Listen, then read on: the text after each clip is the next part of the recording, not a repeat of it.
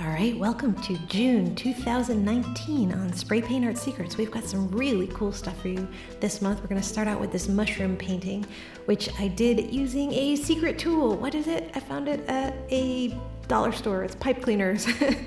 And pipe cleaners are really fun to play with spray paint art because they allow you to create lines that lift up sometimes and have sort of a 3D effect that you get with the pipe cleaner. So we're going to play a lot with found objects again this month, and those pipe cleaners are going to help me make those cool effects in the sky. And then to make the mushrooms and the foliage, we're going to use some sponges that we got from a dollar store, and I will go into what those are and how to cut them up and how to have fun with them. And we'll be playing with some other simple tools like stencils and just creativity, and then we're going to move on and we're going to continue to play with those tools and add a few more in this aurora and meadow painting. Lots of secrets in here about how to create a beautiful sky and how to use newspaper to create just a little bit of light and effects in your land. All kinds of fun stuff to play with here. So if you're curious about these techniques, or if you haven't tried spray paint techniques yet, just so you know, you can do it with non-toxic water-based paints. I'm very big into taking care of your health.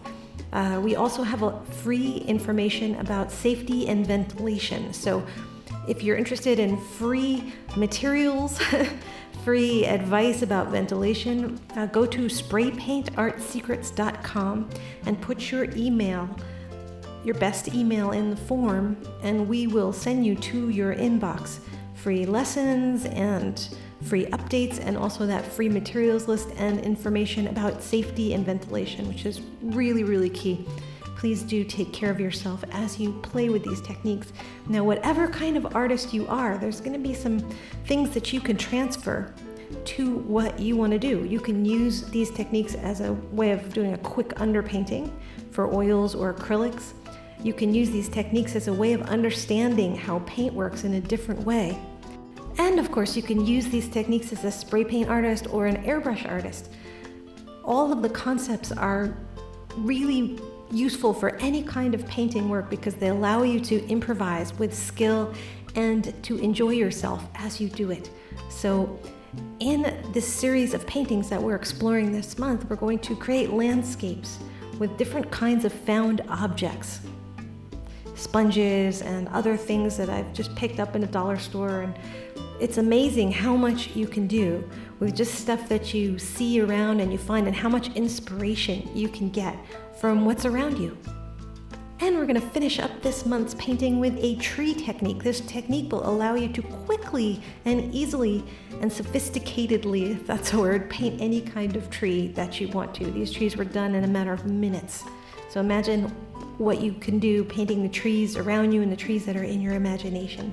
If you have any questions, comments, ideas, thoughts, things you want to share, you can email me, Elisa, more personally at spraypaintartsecrets@gmail.com.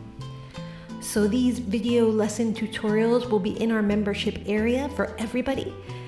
Signed up for the spray paint lessons during June, and then they will go to the gold membership, and they will stay in that huge, enormous, over 400 video library forever for gold members to access. I hope you've enjoyed these previews, and I'm here to help you if you have any questions. See you inside. Ciao.